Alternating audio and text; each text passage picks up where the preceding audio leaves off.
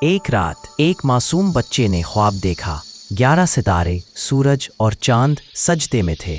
یہ خواب حضرت یوسف علیہ السلام کا تھا۔ حضرت یوسف نے یہ خواب اپنے والد حضرت یعقوب علیہ السلام کو سنایا۔ حضرت یعقوب علیہ السلام سمجھ گئے کہ یہ کوئی عام خواب نہیں۔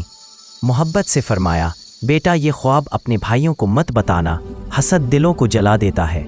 مگر حسد پہلے ہی دلوں میں پل رہا تھا۔ ایک دن بھائیوں نے شکار کے بہانے یوسف علیہ السلام کو ساتھ لے جانے کی اجازت لی۔